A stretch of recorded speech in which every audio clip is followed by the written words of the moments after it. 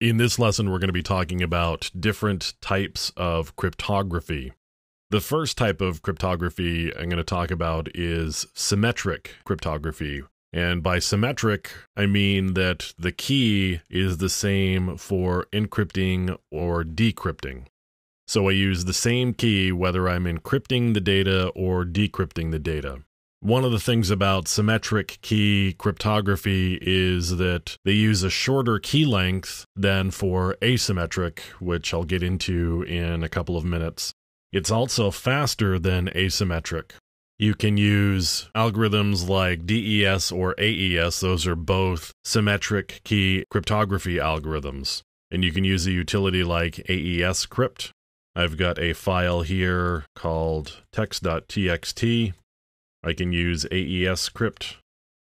I'm going to encrypt it with the password cookie. And now I've got text.txt.aes. And if I just take a look at that, it looks like garbage. Now to decrypt it, I just use AES crypt again, -d with a password of cookie, and text.txt.aes. And that just decrypts it. So that's how you would use symmetric key encryption to encrypt a file for this example.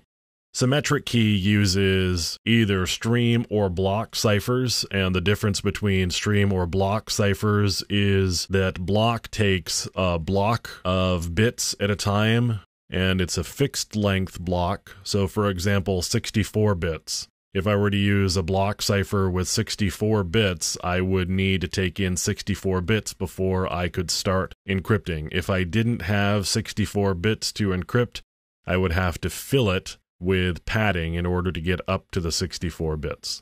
A stream cipher, on the other hand, will encrypt a bit at a time, so it doesn't matter how many bits you've got, you don't need to have some multiple of the block length in order to encrypt without padding. Another type of cryptography is asymmetric. Asymmetric, as you would expect, uses two different keys. That's where we have a public key and a private key. Asymmetric cryptography uses a longer key length. It also has more computation, and the encryption process is slower with asymmetric key encryption. One of the uses for asymmetric key is for signing documents or emails, for example, where I would have the private key sign something and the public key would be used to verify the signature. Another reason for using asymmetric key encryption is to ensure that who you got it from is who actually sent it. Since you've got two keys, you always know who the other end of the equation is, where with symmetric key, since it's just one key, if you can intercept the key, you can decrypt and also encrypt messages. And so if somebody can figure out the key, you can break into a communication stream using symmetric key encryption.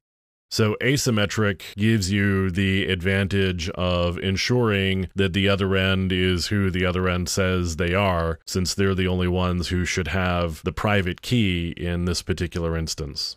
In practice, however, hybrid encryption models tend to be used. And that's where you would use asymmetric encryption to encrypt a symmetric session key. Since symmetric is the faster algorithm, if you're transmitting a lot of data, particularly in a real-time sort of fashion, like a web session, for example, you would want to be using symmetric key encryption, but you would want to make sure that you transmit the session key using asymmetric key encryption.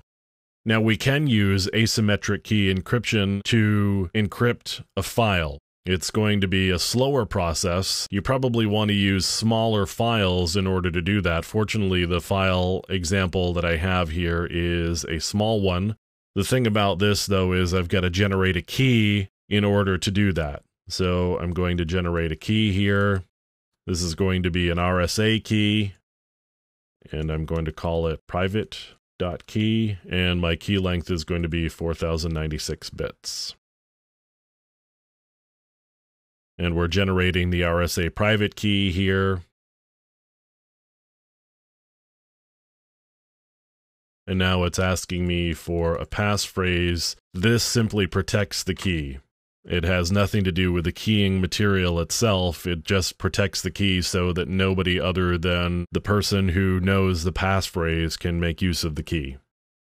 Now I've got to generate a public key from that private key. I'm going to use OpenSSL again to do that, and it's asking me for my passphrase for the private key in order to access it. Now I can do the actual encryption, and I'm going to use OpenSSL again. Encrypt. I'm encrypting it with my public key so that it can be decrypted with the private key. So that's how I would do the encryption. Now to do the decryption, I see that I've got my encrypted text there, and I've got my encrypted text. So in order to decrypt it, I do the reverse process, where I'm going to decrypt. I hand it my private key, since that's the other side of the public key, and I'm going to feed it the encrypted text, and I'm asking for a file name of plaintext.txt out. It's asking me for the passphrase for my private key, since I have passphrase protected it. And now it should have the plain text back. It looks right. Let's just check. And there's no difference between the original text and the plain text that came out of the decryption. So that's just a little bit on the couple of different types of cryptography and different ways of thinking about cryptographic ciphers and how to use them.